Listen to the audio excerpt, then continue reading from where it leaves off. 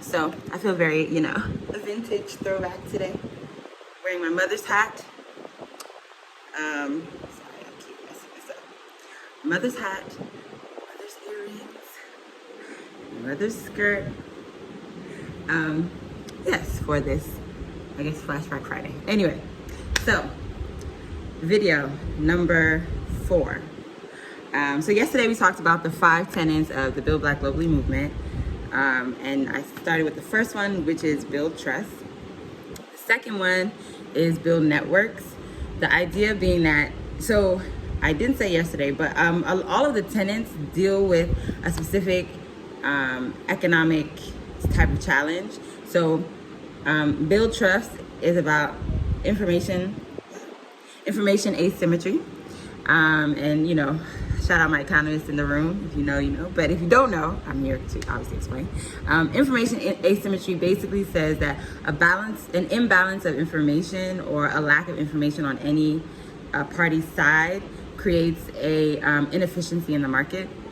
Because ideally in the market, the idea is that you have all the information you need to make the best, most profit maximizing or bottom line maximizing choice for yourself, your firm, whatever, your family, depending on the type of economics you're looking at.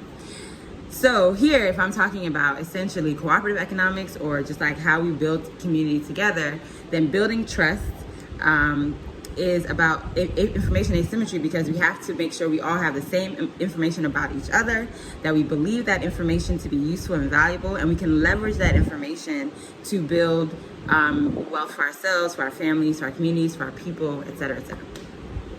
So the next thing is build networks. So any good, economic model will say that you want to maximize your network effects. Like, how do you take advantage of the relationships that you have to bring down costs, to increase profits, to accrue value to the work that you're doing?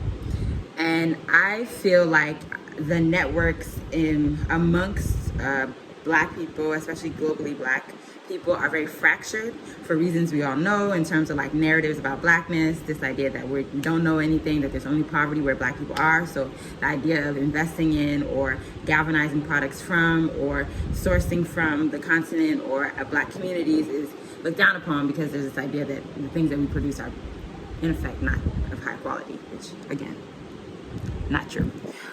But when we build networks, that is, when we take an intentional approach to getting to know each other and, having that face-to-face connection and building relationship, building essentially tribe, then going back to what I said yesterday about, claim your set, rep your tribe, who you is, who you with, that kind of thing, the stronger our tribal connections, let's say, the more that we say, okay, these are allies, these are people that we can invest in, that we can trust, that we can build together with, the better the outcome for our communities, because we're, leveraging our network effects. If I can do it better than you and we have a relationship and you pay me to do it, everyone is eating, right? If I can do it faster than you, if I have access to more quality things than you, and you bring me into that fold, then we all eat, we all benefit. So how I have seen the building networks has been through events. I feel like, it's harder to build networks with people who already don't trust each other from afar. Although, thank God, in some ways, for some of the positive externalities of COVID, which is driving us to invest more in digital infrastructure and making us more aware of how we connect online and how we connect more substantively. I know there were a number of really cool things by She Leads Africa, by Tastemakers, a number of organizations that hosted global and diaspora initiatives to get people to talk to each other. And to me, these are important network initiatives. So for us, within Afropol, we've done events. We did She Builds globally in DC. We've done Wax for Fest in Ghana. We've done We Are Wakanda in Ghana. We've done so many things actually in Ghana. And so I'm looking forward to obviously being able to do it in other places and do other cool things with, in the Caribbean, in parts of Europe. My life dream is to be able to facilitate in French Shout out to my Francophone brethren. Within like either like France, you know, for my diasporans there, or like Haiti or wherever, you know, just like being able to switch it up, you know, a little bit of English here, a little bit of French there. But language is a really important part of how we connect, and quite frankly has often been a barrier to our connecting. As I'm sitting here in Ghana right now, the relationship that we have with like Abidjan right next to us, Togo right next to us, Burkina right above us, is very limited. Oftentimes when we talk about Ghana, we're talking Ghana, Nigeria, and Nigeria is all the way over there. Okay, not all the way, it's, you know, it's over there. But my point is like, it's not, like we should really be collaborating with our Francophone brothers. But language is a big one. Obviously currency, being that, you know, they all use the CFA, we have a completely different currency. But again, if we could build networks, if we could take advantage of our group dynamics for other groups. We think about, for example, on the continent now, we have the African Free Trade Agreement. You know, one of the strongest economic blocs, though obviously it has its issues, is ECOWAS, the Economic Community of West African States. The Caribbean, I forget the acronym, but their bloc is actually also really strong, a really good example of what it looks like to build network effects between like different countries and to leverage what makes sense for us there, you know. And so, yeah, like, I mean, in the U.S., you can look at like an NAACP as an example of an organization that's trying to build connections between different types of Black experiences in the United States and advocating for Black people.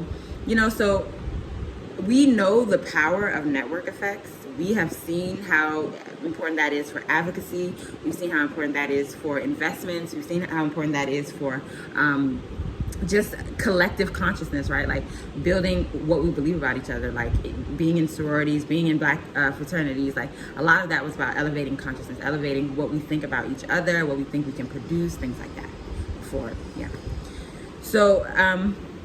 So yeah, the second thing as part of the Build Black Globally movement is building those networks. And like I said, how I've been able to do that, or how I've been trying to do that, is events. But I think I'm also, again, it's an evolving thing. So I'm looking more into like, how do we build community using some of these online tools? I know people aren't on Facebook anymore, but like, okay, is it a Facebook group?